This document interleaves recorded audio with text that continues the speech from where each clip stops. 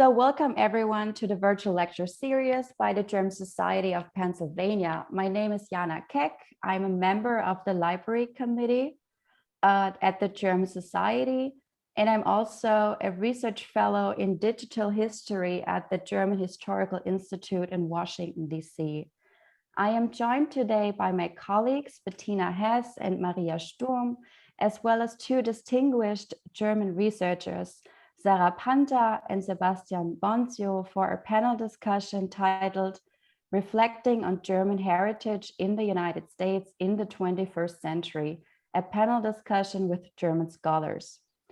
The panel discussion will get underway in a moment, but first I would like to say a few introductory words about the German Society's library, as well as the research focus on the history of German migration to the United States at the German Historical Institute, Washington.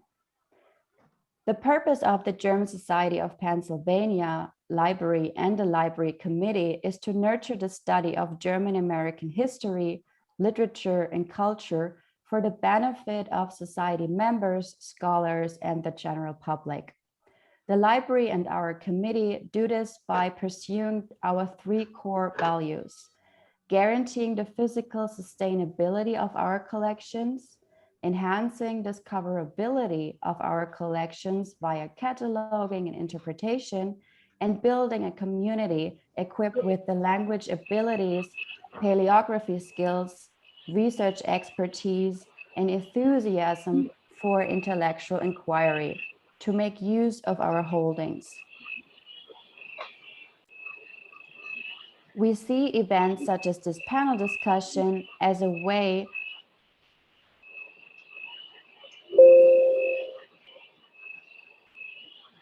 Now I was muted. We see events such as this panel discussion as a way to highlight all three of these areas of our work and to forge connections between the United States and Germany on the history of migration. I do want you to be aware that the library is now open for research appointments, so please visit our website at germansociety.org /Horner Library to learn more. And Bettina will also put these links into the chat. During the COVID-19 pandemic, we are pleased to be able to bring you free virtual programs like this one. However, these programs are not free for us to produce. So we encourage you to make a donation to the German Society of Pennsylvania by visiting germansociety.org/donations. A gift of any size, large or small, is welcome. Your donation will support the continued work of the German Society, the beautiful Horner Memorial Library, and our wider institutional goals. I also invite you to learn more about the library's Adopt a Rare Book program. For this, please visit germansociety.org/adopt-a-rare-book. Bettina will put the link to our latest book adoption catalog in the chat box. Our adoption catalog is filled with beautiful and fascinating books to adopt, and I invite you to consider giving a rare book adoption to someone you love as a very unique gift and perfect for our time of social distancing, seeing as we mail out adoption certificates straight from the German Society.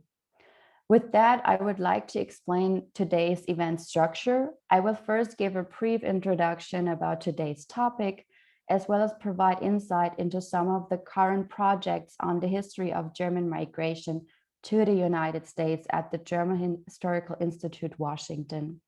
Subsequently, I will introduce the two speakers who will present their research projects, which will be followed by a Q&A session between the speakers, me, and of course, everybody here in the audience.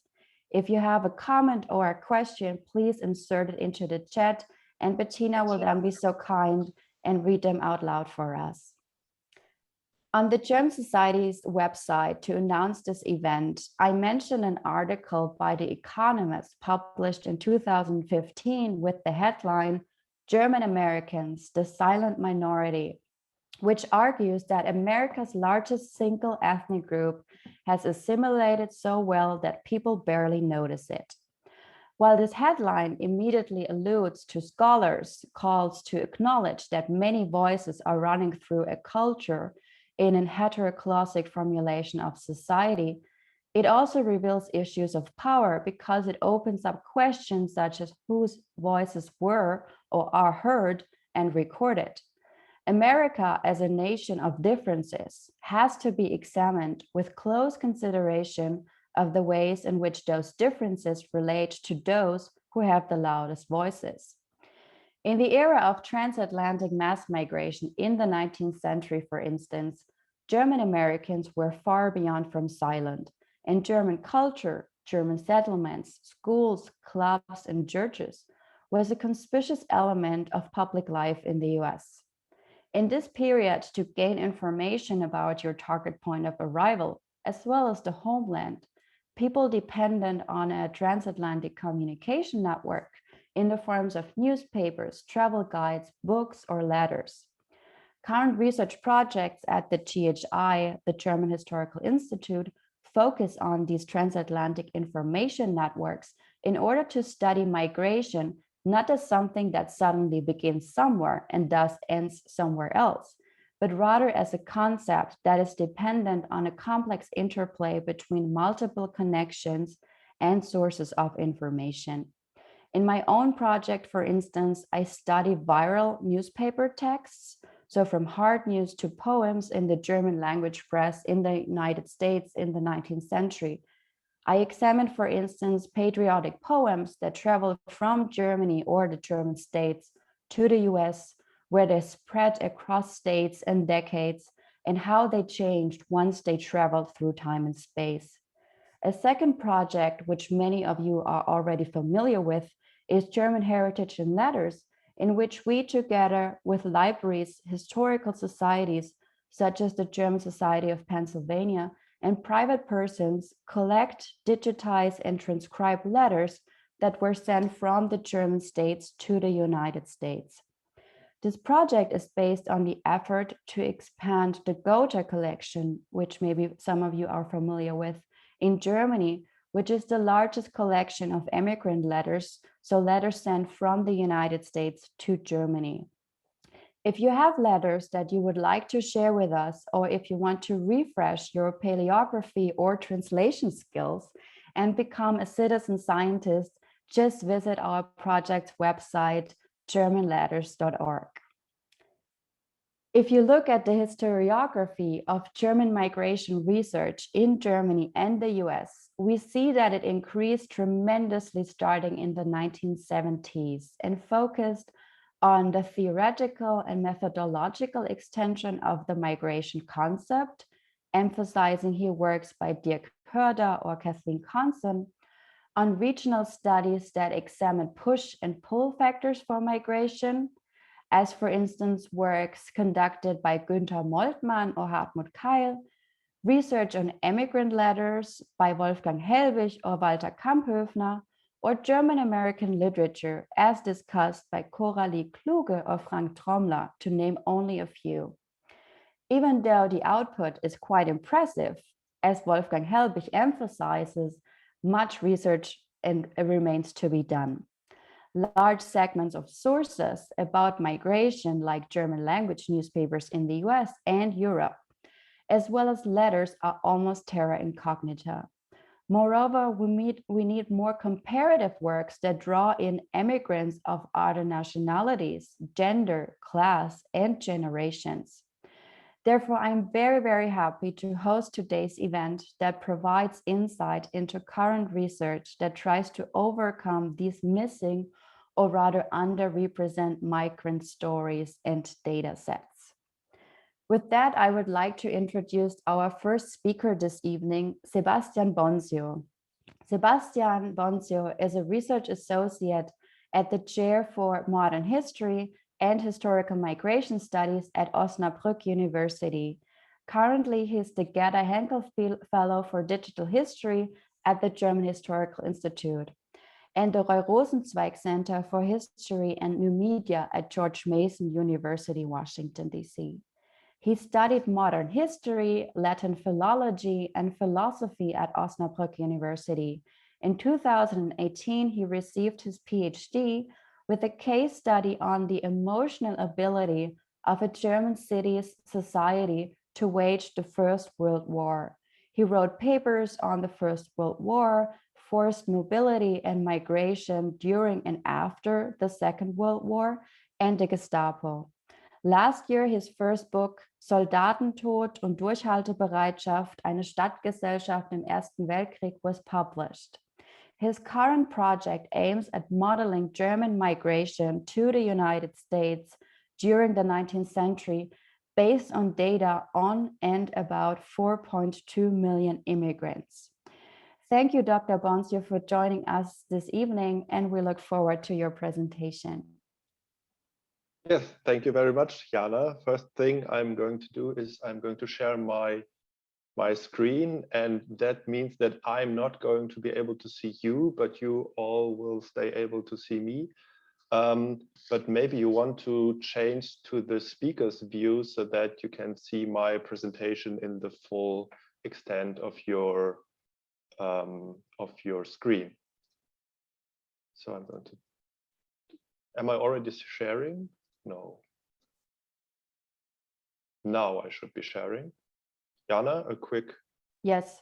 Perfect. But presentation mode. Yes, perfect. Sure. Yeah. I'm going to start here. Today's talk I titled "The Tired, Poor and Huddled Masses: German Immigration to the United States in the 19th Century." Haben Sie vielen Dank für Ihre Einladung. Thank you very much for inviting me to give this talk. I'm very happy to discuss my research with you as well as broader questions regarding German immigration to the United States and its heritage. Having arrived in the United States from Germany only about 4 months ago, myself, researching German immigration to the United States has become a lot more personal lately. This said, let's begin. On March 2nd, 1819, the US federal government passed the so-called Steerage Act of 1819. By its official name, an act regulating passengers, ships, and vessels, it became effective January 1st, 1820. With this law, the conditions of transportation used by people arriving and departing by sea was regulated for the first time by the US government. In order to control these new regulations, the fourth section of the Steerage Act demanded the ship's captains or masters to report a list of all passengers taken on board abroad. Somebody's talking. Okay. This information included the information on the name, the sex, the age, and the occupation of the immigrants. The fifth section then determined that these passenger lists had to be collected by the districts and deposited with the Secretary of State, who in turn was required to present a summary to the United States Congress in each of its sessions. In 1855, the Steerage Act was replaced by the so-called Carriers of Passengers Act, because in face of epidemic outbreaks that were believed to be spread by immigrants arriving on overcrowded ships, the administrations deemed it necessary to be able to track the immigrants more closely. Therefore, more biographical information, but also information regarding the immigrants' journey had to be collected. In the same year, the Castle Garden Immigration Depot was institutionalized on the most southern tip of Manhattan Island. This historical picture shows its prominent place in the upper New York Bay. From a historical perspective, it's quite interesting how the battery that dated back to the Dutch rule in the 17th century and was part of New York's oldest defensive system now became the place to welcome the newly arriving immigrants. Before 1855, a central place where immigrants could turn to in New York didn't exist. Then the Castle Garden Immigration Center and the surrounding Battery Park were the place to go for immigrants that had just arrived. It became a quite lively place. This picture illustrates how crowded it might have been and shows how Germans were helped navigating their first steps in the US with signs in German language. By demanding the passengers' lists, the Steerage Act of 1819 was the starting point of a process of knowledge production that goes on to this day and has been updated and expanded several times. One result of this process is the so-called Castle Garden dataset, which contains data on about 11.2 million mostly European immigrants who entered the United States via the port of New York in the 100 years between 1820 and 1920. Among these records, there are about 4.2 million datasets for which the country of birth has been indicated as Germany. Although this attribution in itself poses some challenges, this information is the best way to identify Germans among the European immigrants. This dataset is now available and can be analyzed by applying a range of methods and tools that are used in digital historiography. During the next 15 minutes, I will take a look at some of the information stored in the dataset. This way, I would like to demonstrate some of the dataset's potentials for a new way of modeling and researching German immigration to the United States in the long 19th century.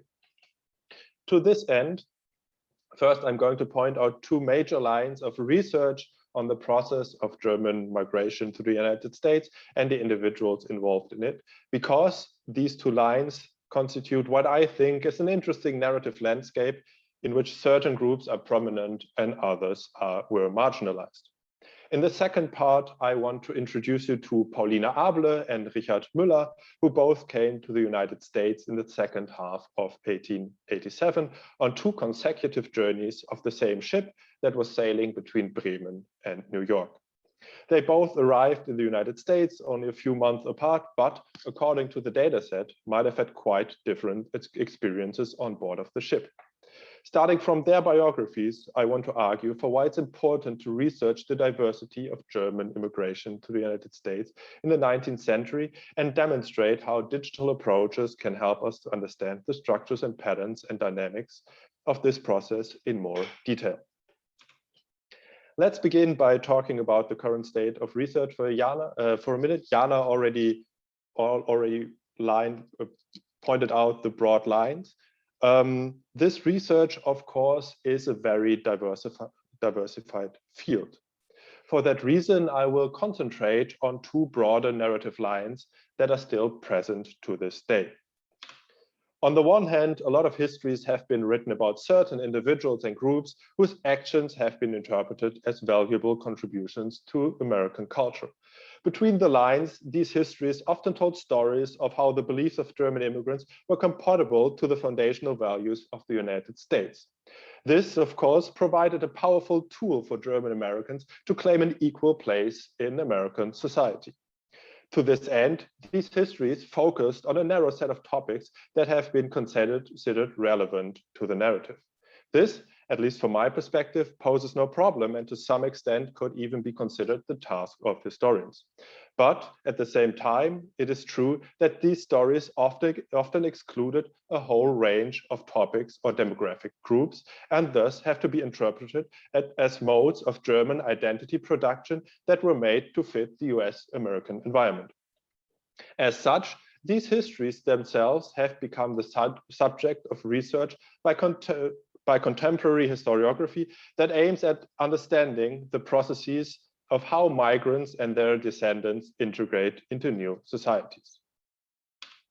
On the other hand, there were millions of German immigrants who embarked on the transatlantic journey and who didn't get the same attention. They were handled by late 20th century economic and social history as a collective subject and did not become part of differentiated research. This way, they stayed in a way faceless and were described as the masses, which, depending on what period you are looking at, either swapped across the ocean as part of one of three overwhelming waves, or became part of a steady and more or less regulated stream of migration.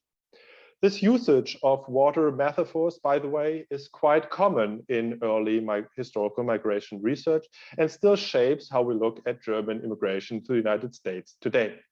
It in itself, however, is caused by the uncritical adoption of vocabulary from sources that were produced at the beginning of the 20th century.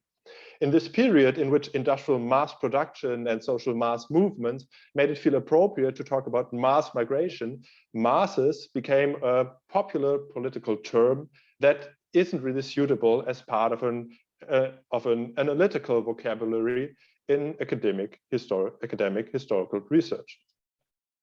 Using this masses topos, German historians tried to describe the long-term process from a macro perspective, were able to point out some major phenomena, but beyond that were constrained by their own research methods. Due to the materialistic paradigm that prevailed at the time, they essentialized the economic motives of these millions of German immigrants. In large part, these two lines of narrating the history of German migration to the United States, which emerged between the 1980s and the early 2000s, are still dominant. But the good news is today's historiography starts challenging them and points out the complexity of the layers of historical events and narratives at play.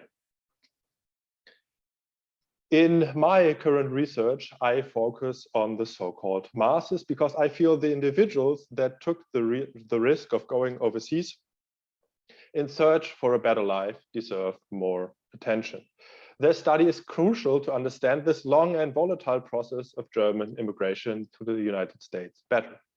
By examining the individuals in a differentiated way, we will not only become able to create a better picture of the whole process of migration itself and of who actually came to the United States in the 19th century, we will also be able to appreciate the various different individual and collective experiences made in about 100 years of German immigration even more. Large part of that experience took place way back in the home country. Conditions in the living environment might have changed and the reasons to leave home became more and more urgent. At some point in time, a decision was made to leave the familiar surroundings and to head out into the unknown. Not an easy decision, I suppose. A lot of farewells had to be said and at least for the 19th century, unusual long and complicated journey had to be undertaken. Because remember, until 1920, no centralized German railway system existed. Instead, various private railway companies built and operated different lines. This meant, depending on where the migrant lived in the German lands, even reaching the port of departure could prove to be quite a challenge. As historians, we only very rarely encounter ego documents that emerged in this particular phase of the migration. More often, we see migrants being depicted in the ports for the first time, as we see in this picture. The time before boarding the ship is then reflected only after arriving in the new world, which makes it hard to directly research the hopes and fears people had while they were still on the move and had the overwhelming experience of arriving and being in the United States still ahead of them. Two people who crossed the Atlantic Ocean in 1887 were 19-year-old Paulina Able from the city of Stuttgart and 21-year-old Richard Müller from the city of Leipzig. To arrive at the port of Bremen, where Paulina Able would board the steamship Elbe, operated by the Norddeutsche Lloyd, she had to travel the German Reich from north to south. A journey that even today takes about the same amount of time as a transatlantic flight. We can only speculate how long it took her back then. On board of the ship, she was accompanied by about 250 other Germans who came from all across the Reich. Looking at this map, one starts to understand how diverse the Germans must have been that traveled alongside young Paulina Able. Imagine leaving home and then being cobbled together with people who have the same nationality, but nonetheless might speak a completely different language.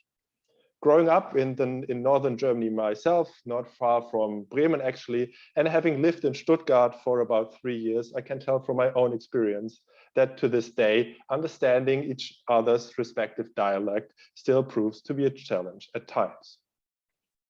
Among Paulina Able's 250 fellow Germans on board of the steamship Elbe, only 16 other passengers also came from the province of Württemberg, might have been able to understand her particular dialect and shared a similar experience of calling Swabia their home. It's rather difficult to imagine her having a warm and open conversation with a Bavarian, or even more so, an East Prussian about her dear homeland in the Southwest. I wonder what relationships resulted from this pure coincidence on board of the ships, and how did they influence the immigrants' further lives. Paulina Able's trail, however, is lost after her arrival in New York on June 22nd, 1887. We cannot identify her in the data of following US censuses. She might have gotten married and changed her name. She might have remigrated back to the German Reich. She might have even died at a very young age. All we know is her specific experience of the journey was totally unique. And at the same time, this fact was shared with millions of other migrants.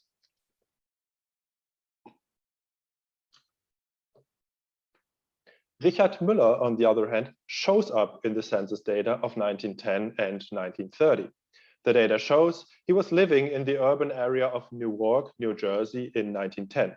20 years later, he had moved a few miles to the more suburban town of Maplewood, New Jersey, where he now owned a house. There he lived with his wife, Elizabeth, who herself was born in New York, but whose parents had been born in Germany. Between 1891 and 1899, the couple had 4 children. Richard and Elizabeth then both died at a high age.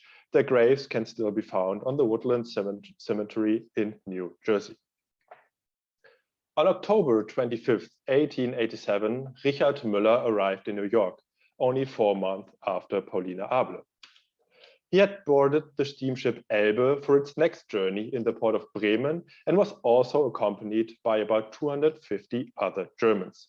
Coming from Leipzig in Saxony, he traveled with only 6 other passengers from his region in the east of the German Reich. One wonders what his experience might have looked like. By comparing the contexts of origin of the German passengers of the 2 consecutive cruises of the steamship Elbe in these 2 so-called heat maps, it becomes clear that each and every single journey had an individual profile. One can think of these patterns as fingerprints of the ship's individual cruises. Coming from Stuttgart, Paulina Able can be considered part of one of 2 distinct spatial clusters that are formed by the places of origin of the passengers of her journey in a canal density analysis. And the heat map is the result of one of these kinds of analysis. Richard Müller, on the other hand, lived in quite some distance from the large cluster that emerged from the places of origin of the German passengers of his cruise.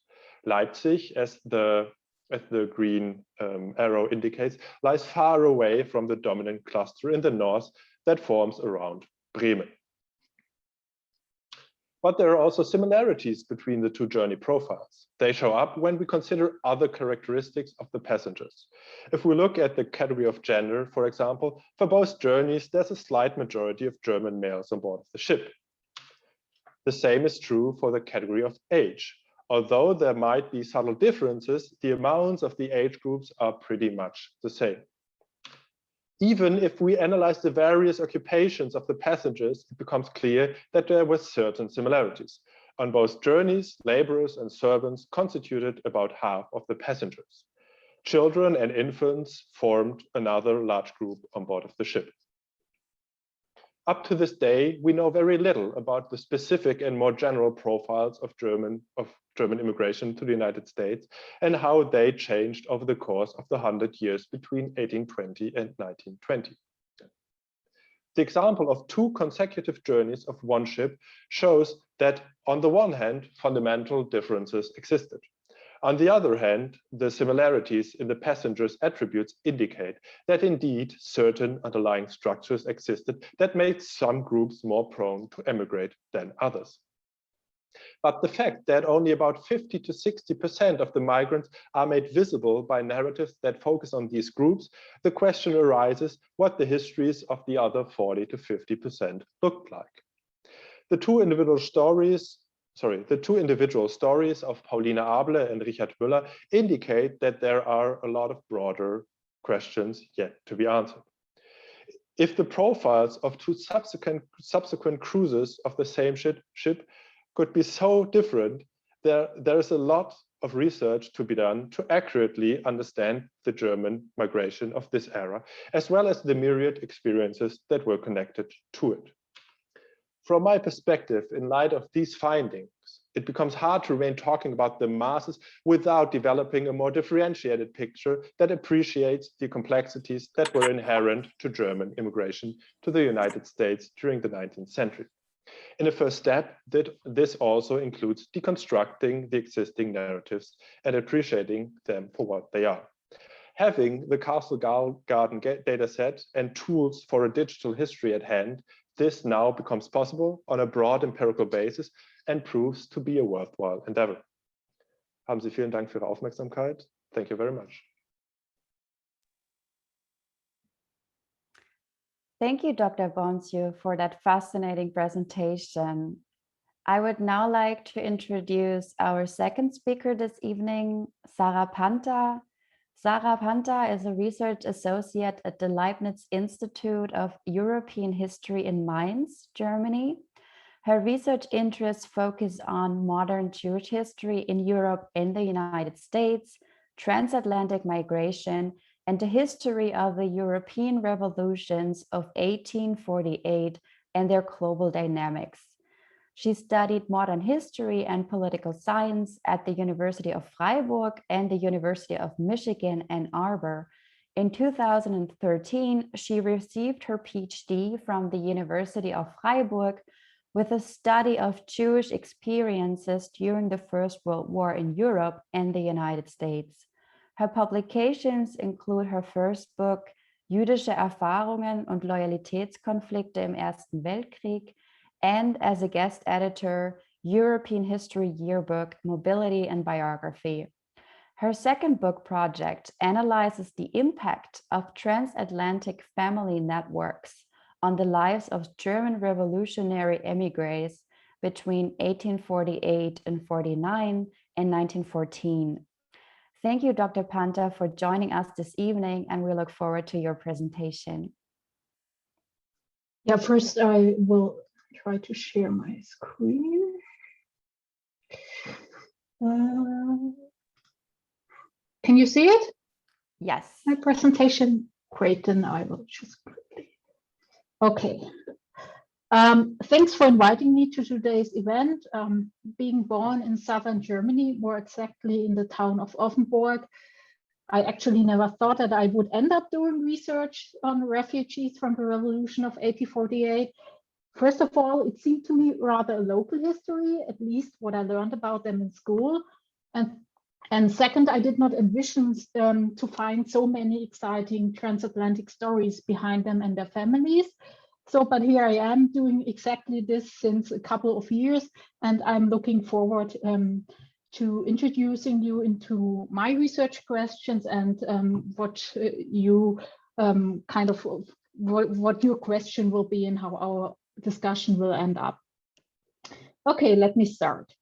In November 1849, Peter Joseph Osterhaus, today, at least in Germany, an almost forgotten activist during the European revolutions in the Grand Duchy of Baden, reached New York together with his wife Mathilde and his firstborn daughter Anna on board of the Argo that had set sail from Le Havre in France. 12 years later, in 1861, Osterhaus, like other members of this exiled generation, would serve in the Union Army during the Civil War.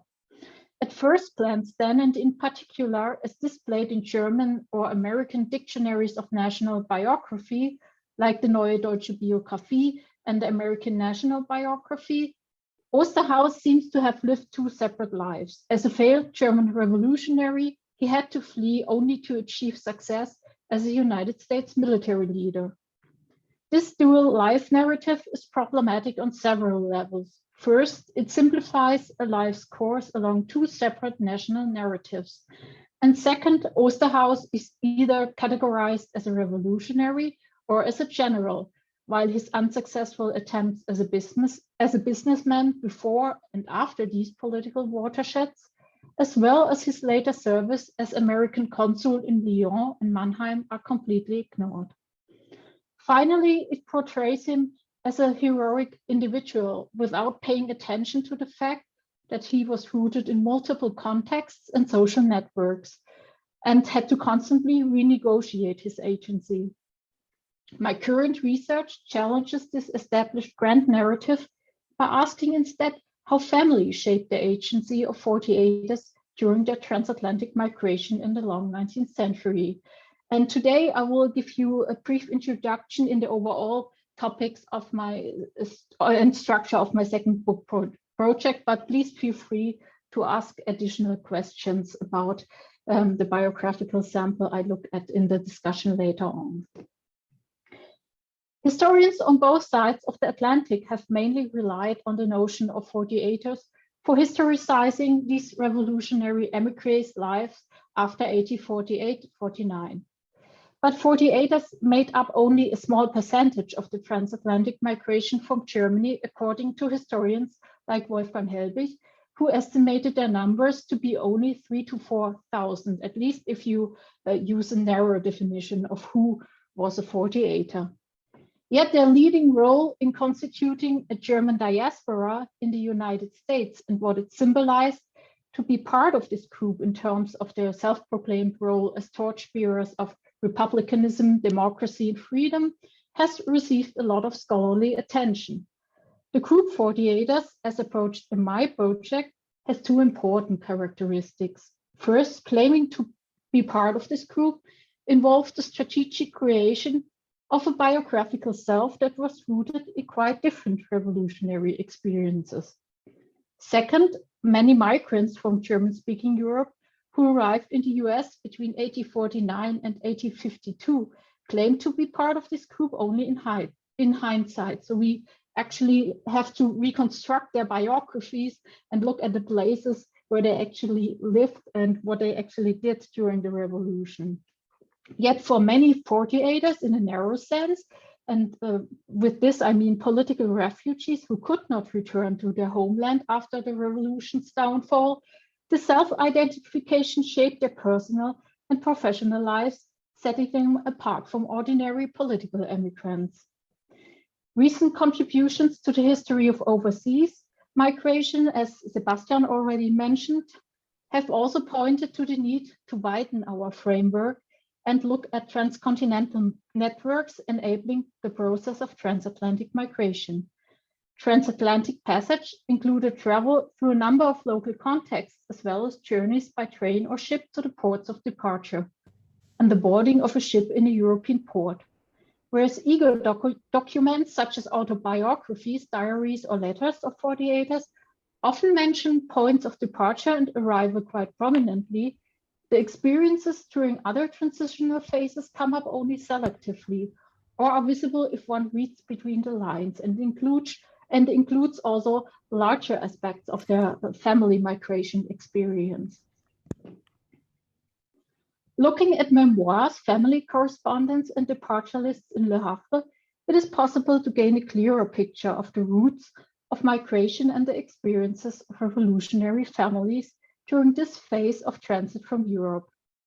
In taking this phase of early migration and exile into account that has been largely neglected by historians interested in 48ers, it becomes clear how important it was for the decision where they would finally settle down with their families. And also it is clear that many contacts they made on board the ship were important in the later course of their lives. It is often assumed that 48ers had predominantly strong local and national roots. Looking at their family sites of action systematically, a more nuanced picture emerges, one that also points to the global stretch of their migration and family networks. For one thing, revolutionary emigres did not only settle in the United States, but also in Australia or South America. Going beyond the political perspective and integrating social aspects of their mobility as well, something else becomes visible, that many revolutionaries' families had already been part of transatlantic migration networks before 1848. So pre-existing family roots and routes in the emerging German diaspora in the US influenced heavily where 48ers would finally settle down. Let me elaborate on this often overlooked issue by referring to two very prominent couples of 48ers, which you probably all know, and that's why I chose them, Mathilde and Fritz Anneke and Margarete and Karl Schurz. So what I have done here is that I just simply put in orange color the family network of Karl Schurz, including the siblings of Karl and Margarete Schurz and their children, and also the family network of the Annekes, including also their siblings and children. And for the purpose of today, I just have used the place of birth and place of death. But even with this very narrow indicator, you can already see how different their network was and how far stretched it also was at times over the United States. Here with 2 points, for example, in California, the 2 children of the Annekes would finally die. Of course, in my overall project, I put in a lot of more family members, and then you would see a very diverse pattern of not only of their migration, but also of their mobility after 1848, stretching way into the 20th century. Whereas Mathilde Annekes' brother already lived in Milwaukee, Margarete Schurz's fortune and inheritance, besides her father's transatlantic business interests, provided a comfortable position from which her husband's political career and social mobility could unfold. In this case, it was then very much the fortune of the wife that enabled the mobility of Karl Schurz in the beginning. Of course, later on, his career became successful itself, but it is often overlooked how much she actually was able to pay for all the costs of his political campaigns in the beginning. The stronger family dynamics of 48ers are taken into account, the less convincing it becomes just to focus narrowly on the political motives and networks of German-speaking 48ers.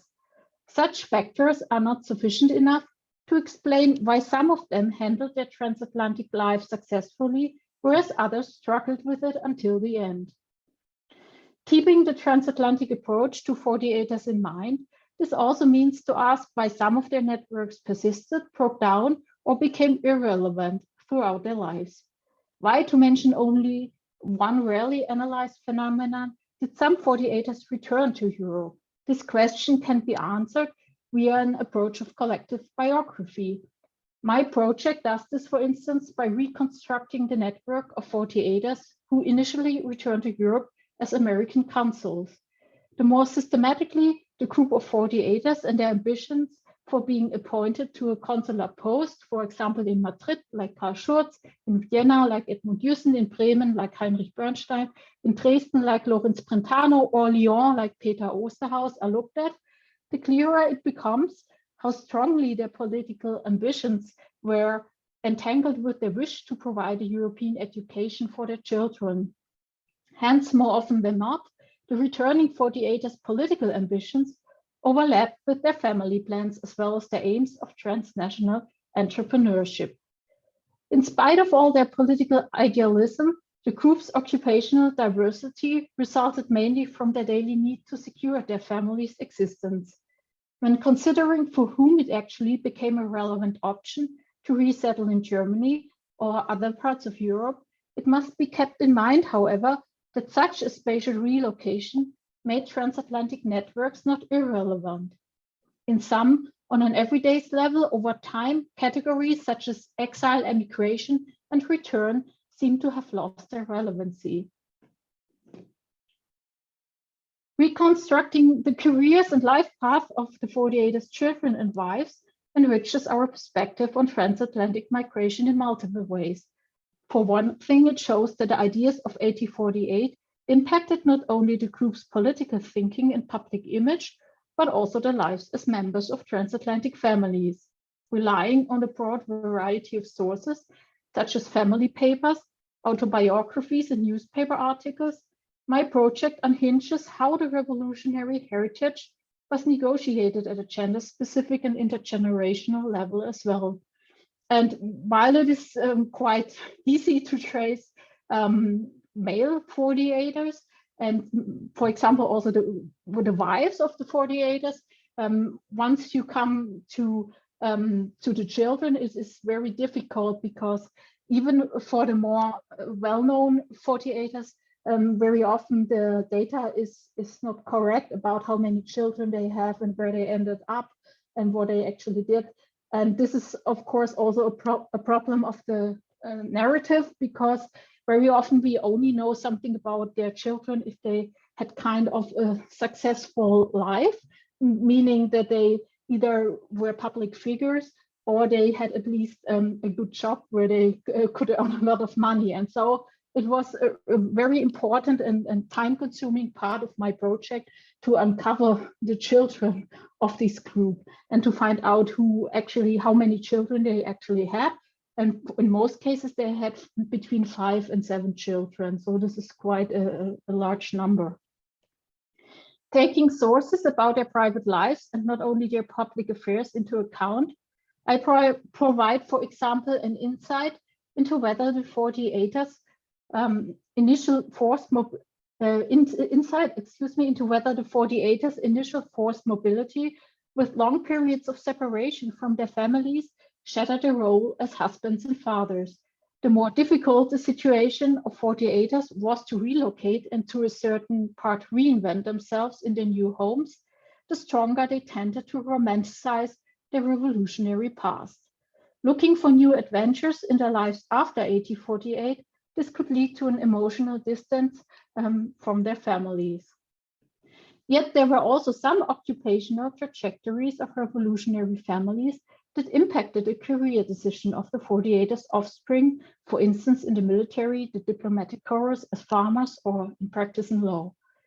Here, family and revolutionary networks played an important role in the long run and over many generations.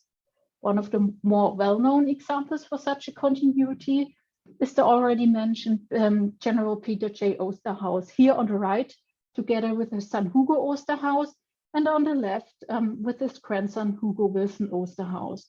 Both American members of, and I quote here the newspaper heading, "A long line of warriors," enjoyed a very successful career after receiving their military training at West Point.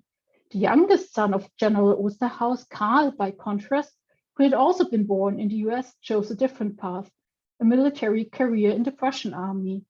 He died in 1904 at the Battle of Waterberg, today Namibia, where he took part in the German campaign against the Herero.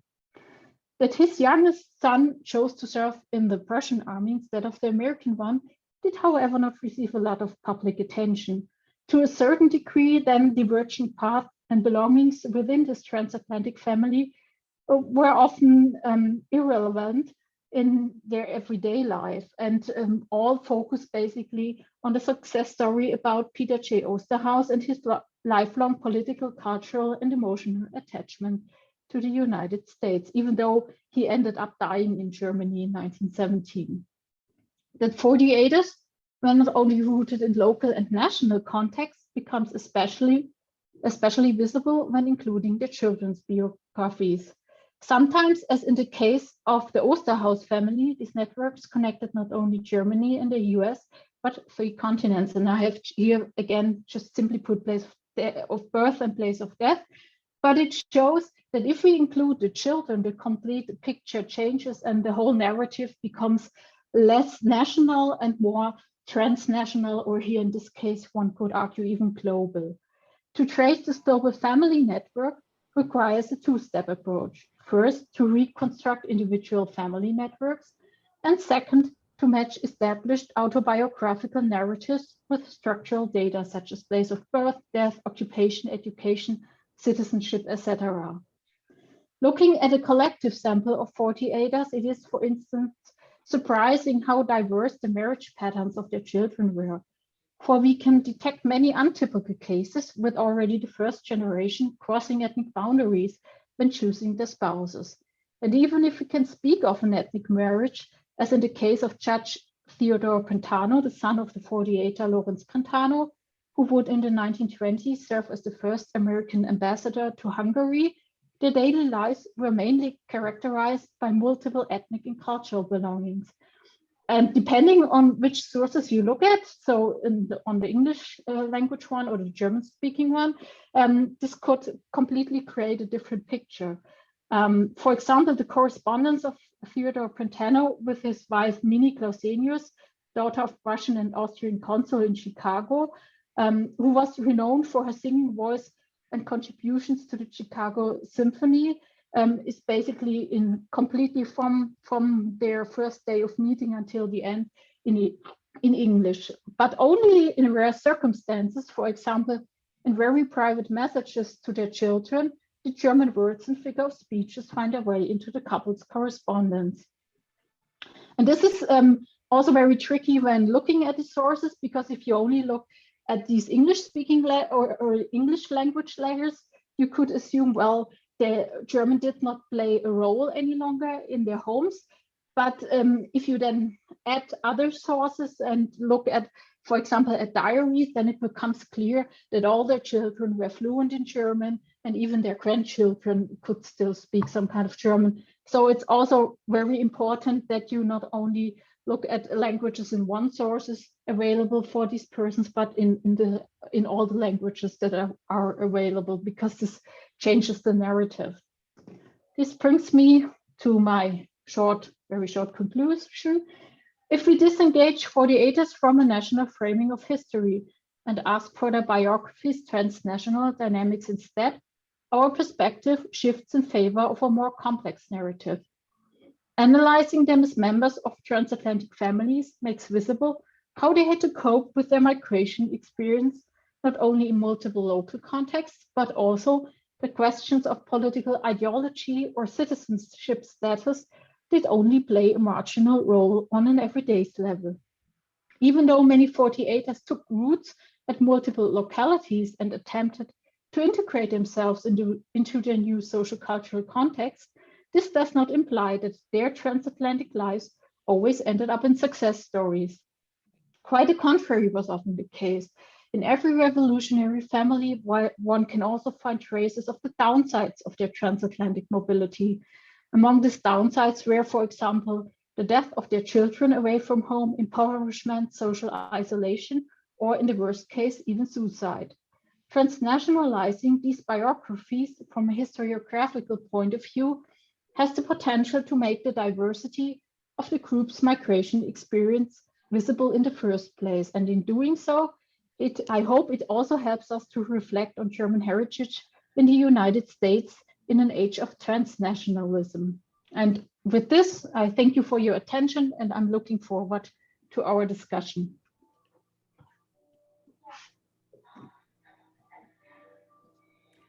Thank you, Dr. Panter, for that fascinating talk and presentation. I would now like to open the floor to questions and discussion. As I explained at the beginning of tonight's event, the Society's Special Collections librarian Bettina Hess will be managing our chat box and will relay questions and comments from the audience to Sarah Panter and Sebastian Bondzio. If you do not want to use the chat, you can also raise your hand by pushing the hand raise button, or of course, you can physically raise your hand and I'll try to write down your name. Feel free also to share your own migration experiences. But to get us started, and in order for you to think about a question, I would like to use this opportunity to ask a question myself. So migration is everywhere. It is a complex process and therefore also always has to be contextualized respectively. My question is for both speakers: has your own research on the topic of migration in a historical context changed the view or your view on migration nowadays? So for instance, if you look in Germany at current stereotypical debates in public discourse or on social media platforms, immigrants being perceived as being dangerous, the fear that they will take away jobs, or their inability to integrate themselves into the dominant society. So where do you see similarities or maybe differences if you look at a comparative approach, migration back then, migration nowadays? you want to start, Sarah? Okay, danke, Sebastian. Just quickly, and in my case, it's because before starting my second book project, I looked at Jewish migration also to the US, and then I went back to looking at migration rather at the beginning, starting at the beginning of the 1850s. And for me, I think it's sometimes I wouldn't say, you could either say impressive or shocking how many parallels there actually are to current debates in not only, I guess, not only in German society, but also in Europe and in probably the United States, where the fear of that migrants would steal jobs from native borns, or that they would spread their ideology that is considered even sometimes radical. And I think in both case studies I looked at, especially Jewish migration, but also in the case of 48ers, I mean,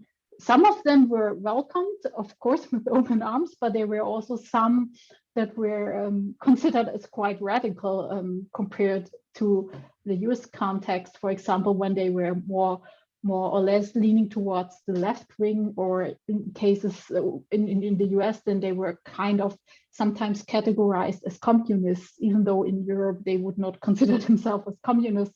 And so you can also see how important it is that every society tries to grasp and to categorize the migrants coming in from their own thinking and understanding. And so I guess what I actually try to do with my research is that I try to combine these different perspectives and not say we have only migration coming from point A to point B, or going back from point B to point A. So, but what it actually means in the complex world if migration networks and patterns can no longer be put into national categories. Yes, I think I want to emphasize that what Sarah Panter said at the end. But I also want to kind of like look into the history. Maybe that's what's interesting. What's the most interesting to me is kind of like the process of regulating migration, because that's something that started with the Steerage Act of 1819. Before that, migration wasn't really regulated, and regulating always means like administering, writing down who comes. That's always the first step of regulating migration, is like writing down who comes. And then there's a long history of intensifying the regulation of migration, to the point where we have the Chinese Exclusion Act of 1881, which currently bans a whole group of immigrants from the US. Then in 1921, there's the Emergency Quota Act, which currently which limits the amount of people who can enter the United States from certain nations. And I think this whole process of regulating migration is a very, very modern phenomenon. And we can see it in the United States. We can observe it a bit better maybe because the United States always perceived itself as a country of immigration, while Germany, on the other hand, it needed Christian Wulff as a Bundespräsident to say, wir sind ein Einwanderungsland. We are a country of immigration and not just a country of immigration, like people leaving. So this is, I think, a very interesting aspect, and it kind of like there's a whole system of regulating, registering migration beyond that is kind of like developed around it, which is something historians only very recently discovered as a topic that is worth researching, because these are the conditions that made migration possible. And I think it's very important to understand what these structural circumstances were that allowed people to move from A to B, or which kind of like didn't allow them to move move from A to B.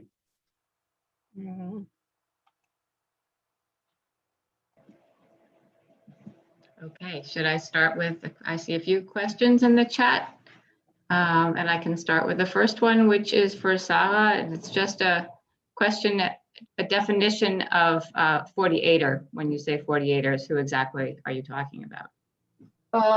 As I maybe very shortly, these are those leaders and participants in the revolution of 1848 in Germany, who then had to go into exile, and finally most of them ended up in the United States, not all of them, but most of them. So it had nothing to do with their age. So their age pattern is quite different. Some of them were in their early 20s, others were in the late 30s. And this is interesting because this generational rift opened up sometimes more when they then were in the US than back home. So yeah, it's the group connected to the revolution of 1848. And I use 48ers in every English talk I give because it's such an established term. In German talks, I rather speak about Revolutionsflüchtlinge because it's a little bit more neutral and it connects to refugees from other revolutions. But this is also basically then you always have to look at what is the audience and which is the context of the research where you're talking at. And did the US only want to welcome 48ers? Depends on, I mean, in the beginning, not all of them were that well known. Some of them were very popular, but not only from Germany, also from Hungary, if you think about Kossuth or someone. And depending on where they actually stood at the spectrum of their political ideology, left, more liberal, then it could make quite a difference whether they were considered as an enrichment to American society or actually as a threat because they wanted maybe to keep on the revolutionary fight in the US, and depending on what the content of that fight that would be, they had not only supporters, that is clear, there were also critical voices.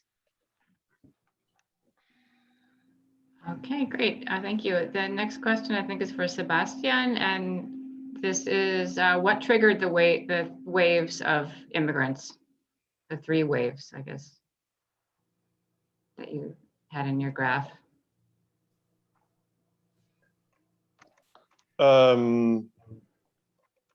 Yeah, well, we know about certain reasons why people came, and most of the stories that are told about it, about these 3 waves and the motives, are motives that are related to economic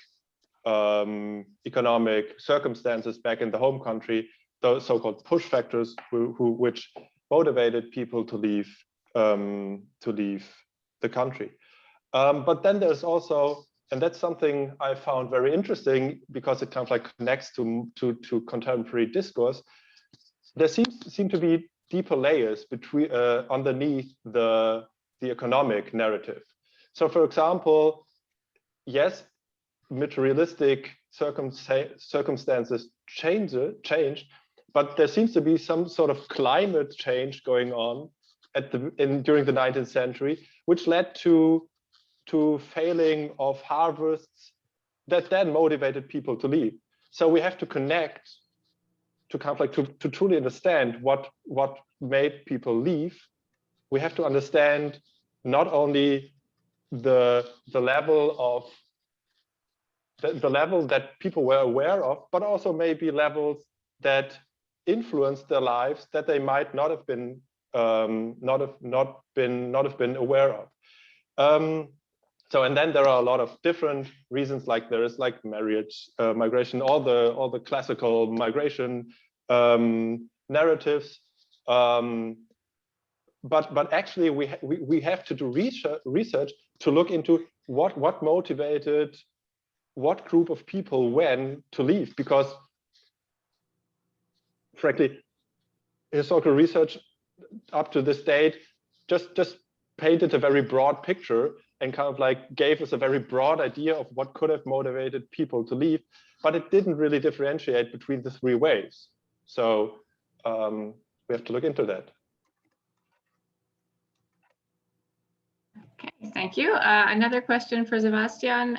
Could you please talk some more about defining German in the Castle Garden data set at the time when there was no unified Germany and many identified themselves by their states of origin?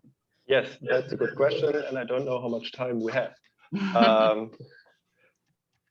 German in the Castle Garden data set is an attribution by is a view from the US government. It isn't a self-attribution of Germans in the dataset. Like there was like you have to imagine there are like 1,000 people on the ship or even more, and then the steward kind of like has to write down your name, your age, your sex, your gender, your occupation, and then at a certain time they also wrote down the nationality. So this is an attribution from somebody else who kind of like who thought of German in a certain way.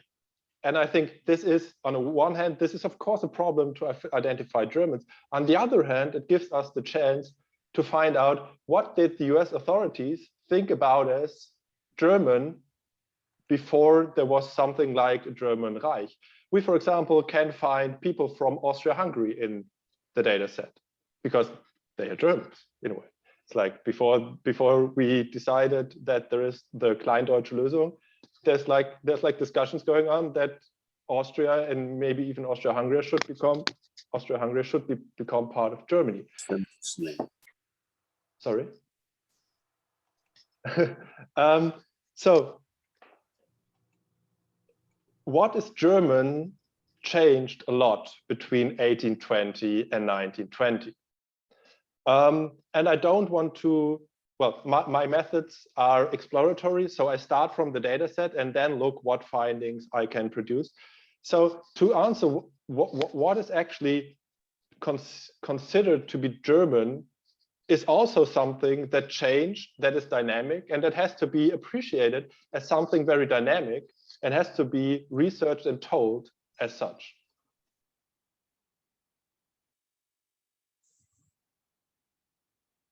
I have to unmute myself. Okay, sorry. I see Michael Kalin has a hand raised. So Michael, did you want to ask your question? Yeah, hi. So thank you both so much for this talk. I found it really interesting. US-based doctoral candidate in history looking at German migration, and I found both of your work really compelling, especially trying to go at this from a data perspective. But I do wonder, and here I'm thinking of a recent article from Alison Clark-Efford, as to where the direction of the field has gone with the pressure on US-based historians of migration who are trying to fit into a broader field of migration studies. Seems like it's kind of moving in a different direction just because there's that imperative to speak more broadly to US history. And I'm wondering for both of you as historians who have been trained in Germany and are working in Germany, if there's a similar pressure that you feel, and then if that means for the field of German migration studies as a whole, are we perhaps working at cross purposes, or are we moving in different directions, or is there some sort of linkage that we can make that would actually strengthen scholars who are coming from both directions? I mean, that's as you mentioned, it's a difficult question and it cannot be easily answered. You mentioned Alison Clark-Efford. I mean, she is one of those, I would call her pioneer historians who actually tries to combine these two historiographical worlds. And in recent years, I think also some German historians like Mischa Honeck have tried to do it. But I think it's true. And for me, for example, I work on migration history, but I'm more trying to locate myself in the mobility studies and migration studies field at large, because the problem, for example, in Germany is there are not that many chairs anymore on North American history who actually work on migration history. I mean, there used to be many, and there are still some, but I think as you mentioned, I mean, current trends, for example, there is also, of course, the need and the pressure to look at other groups and other migration groups, and not only to look at the US. For example, more researchers look nowadays to what Germans actually migrated to South America, to Brasilia, and this has long been neglected, and there are a few scholars doing that. And I don't think that it actually means that we have to separate these fields. And I think the best way would be to combine this research so that every specific area study or case study can learn something from each other. Because as I mentioned in the answer to my first question, coming from Jewish migration history, of course, there are some things that are specific, say, to Jewish migrants or just to German migrants, if you don't include Jews within this group. But there's also many commonalities when it comes to larger patterns. And I think this is the really difficult task. So not just to tell the individual story of one migration group, but kind of to connect the whole picture.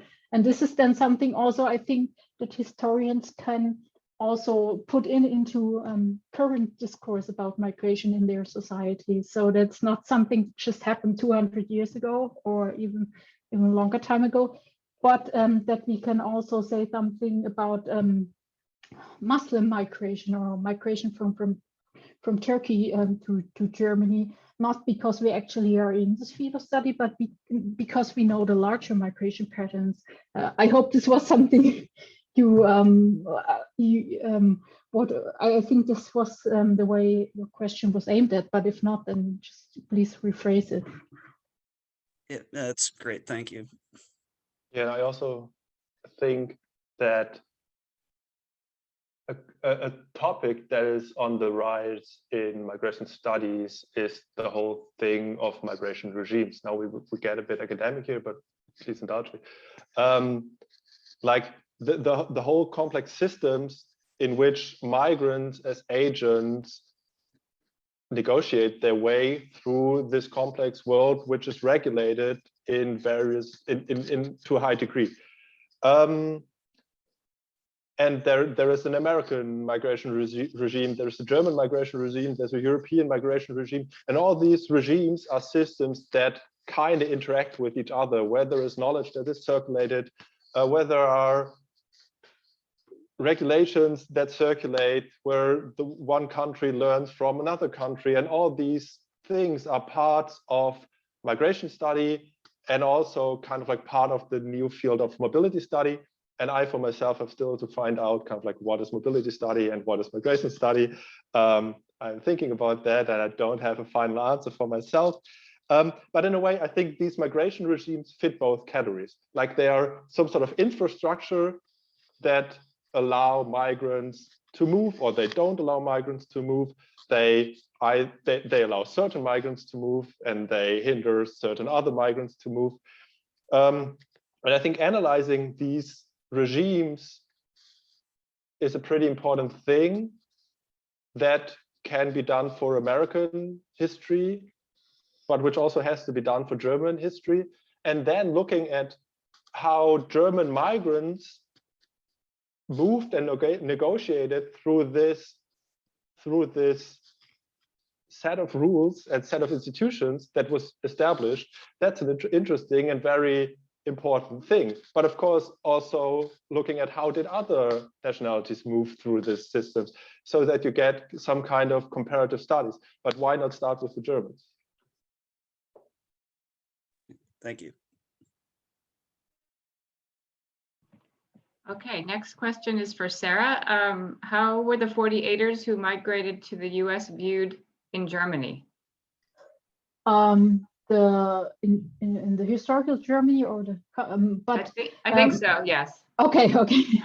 I would say a short answer would be they were despised and glorified at the same time, depending on which time you look at it. Shortly after the revolution, of course, where many of them were despised, but then during the Civil War, they were also, I mean, it was reported back home in Germany as well, and people followed what happened in the US, and they were very proud of their German their German compatriots, as they still consider them, even though they all had by then probably acquired American citizenship. But I think it just give a quick example, because we have actually quite fascinating newspaper articles when some of these more prominent 48ers returned back home to Germany just for visiting families and relatives. And then, of course, they were invited to all these speeches, and there were many expectations. But then people or public opinion became kind of disappointed, because it was clear to them they did not return just the way they were 20 years ago, but some of them now really have become American citizens. And so, of course, they don't stop to criticize things in Germany they did not like 20 years later. And this is what people kind of expected. So it was very much what people projected onto this group, and that's how they despised them or they glorified them. And of course, this could change over time, but it's very interesting to include this side as well, because then you see that what people thought about 48ers remained intact in Germany for a long time, but it didn't match up with what they actually had become in the US, and this is very interesting field. Okay, thank you. The next question is for Sebastian. Who would you recommend the most in terms of reading when it comes to historians revising the two trends prevalent in German American historiography? You mentioned that this only started recently. Yeah, well, I think when you read the historiography about German immigration to the United States, you with a critical mindset, you come to this conclusion pretty quickly. What's kind of new is that this reflexive approach, the question, what consequences do stories have histories have in broader society?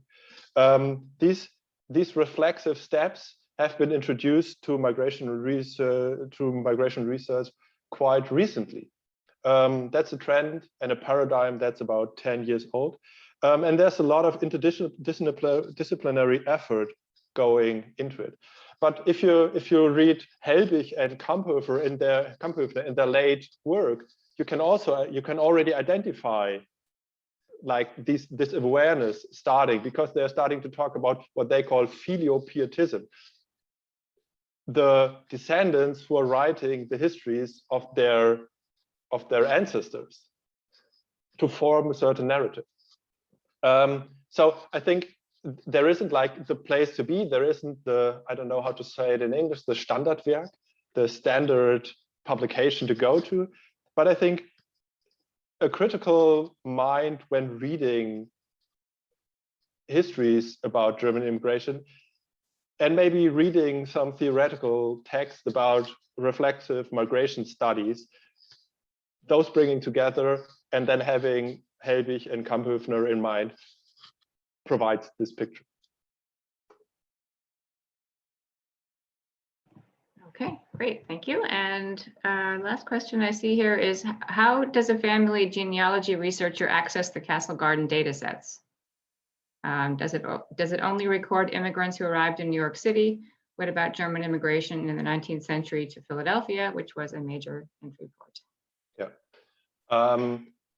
Up to a few years ago, you could access it through the Castle Garden website.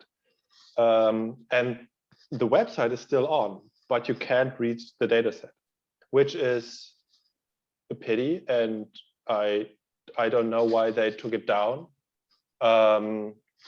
Luckily, before that, we kind of were able to get the dataset from them for research purposes. Today, the Castle Garden dataset consists of a transcription of the so-called passengers lists, which were filled out on board of the ships. These lists are now digitized by Ancestry, but that of course means they're hidden behind a paywall. So I hope that at some point in time, this online resource will be brought back to life again. Otherwise, without paying for it, it's quite hard to reach the information at the moment. And from a researcher's perspective, but also from a kind of like interested citizens' perspective, it's quite a pity that that all this information now is that it's tried to be capitalized, and that's something that should change.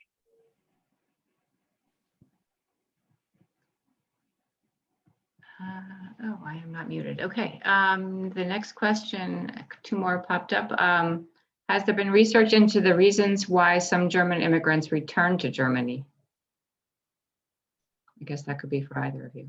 Yeah, I mean, I could quickly answer because there's one chapter I want to write about, because focusing on my case study, the problem is there are statistical problems when it comes to return migration in the 19th century. And very often, I mean, you can trace it in individual stories, but it becomes much more difficult if you're doing something like Sebastian and try to use a data set or something, because before 1871 it was also split between the states, and every state had a different way of collecting the statistics. And also, as I always find intriguing, very often these return stories were only told or written down if they were in the end success stories. And this then brings another problem, because we cannot only tell success stories about returning migrants, because some of them just returned because they could not find themselves at home in the US, or even though they acquired citizenship, they didn't feel at home. And so what I, for example, try to do in this chapter is to figure out also those cases who did not return as a way of a success story and were not greeted or welcomed very warmly. But this is very difficult to trace, or not only from the side of data, Sebastian can say more about it, but also in case of finding sources of such cases, because most of memoirs or autobiographies are written if it are success stories in the end. And so how can you get insight into a larger group of return migrants who we know that existed, but it's very difficult, and it's still a task that researchers have to take on. Maybe I can add, I know a project by Sarah Oberbichler from the University of Innsbruck, who researches return migration to Austria, and she looks at the public discourse in Austrian newspapers. But this, of course, only gives us a very public image, but which is also very interesting to see, because if we think about censorship and all these other kind of regulations, so how was return migration being discussed in the media, in the public discourse? I give back to Bettina or Sebastian. Would you also like to answer? No, all I can add is that a lot of research also in this regard has to be done, because like large data sets on who actually returned, we only have for the beginning of the 20th century, and no overlapping data set with the 19th century. So we have to rely on individual stories, but as Sarah already said, these aren't written down that often because they are not success stories, and they are not stories that have been told. So that for us historians always is a problem, because there's no paper trail. Yeah, okay. And then there are a few comments on where some of the immigration documents can be found. Apparently they're on Family Search, some of them, which does not have, you don't have to pay for, or it's not like an ancestry, it's the free version. New York passenger lists, 1820 to 1891 on Family Search. Philadelphia passenger list from 1800 is on Family Search. And then there's another link that's given, somebody gave here. as Yes. well. Service Yes, to exactly. America. Oh, sorry. But yes, exactly. But there you can only look at individual files and not the whole data set. And that's kind of like, that's a problem. Right. So that's fine for a genealogist looking for an individual, but not for aggregate information. Okay, and one more question here. Did the 48ers have a chance to return to Germany without having to face punishment? Some person says, I've been researching someone named Carl Nicholas Liotte, who became ambassador to Costa Rica under Lincoln and Nicaragua under Grant, but eventually returned to Germany in the 1870s. He wasn't punished or prosecuted. So yes, there was something in the 1860s.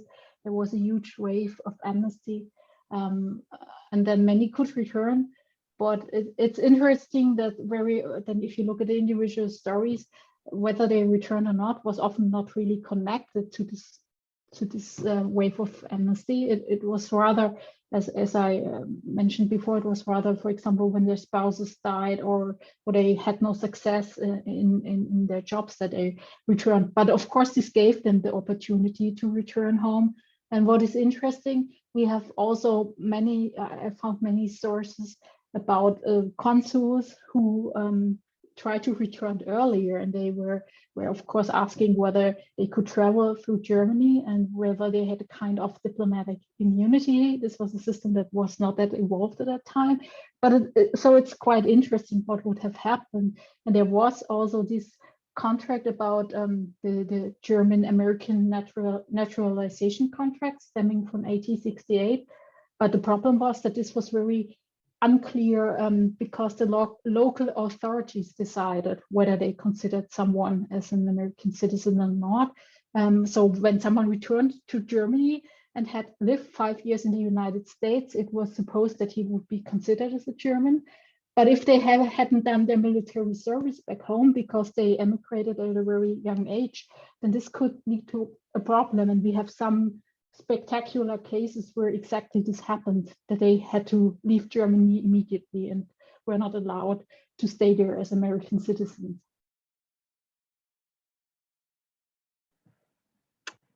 okay, I think that's the last question that is in the chat. Great, thank you, Bettina. Is there any more question? Okay. So in order to stay on schedule now, I would now like to conclude the question and answer period. And I would like to conclude it by quoting my grandpa, who said to me when I moved to the US last year, "Child, do not forget your Heimat." And I had to smile because it reminded me again that Heimat is something that is difficult to translate, because it's not only a geographical location, but it's a place, an imaginary place that creates emotions of longing and belonging. And these are concepts that I'm dealing with in my own research, and I guess Sarah and Sebastian as well. And of course, you all at the German Society of Pennsylvania, your own backgrounds and the future of migration and the future of this country in terms of migration. So once again, thank you all very much for joining us of this special afternoon and evening. And please watch the German Society's website and our social media for other programs and events. Thank you so much, and see you soon, everyone. Bye, thanks everybody.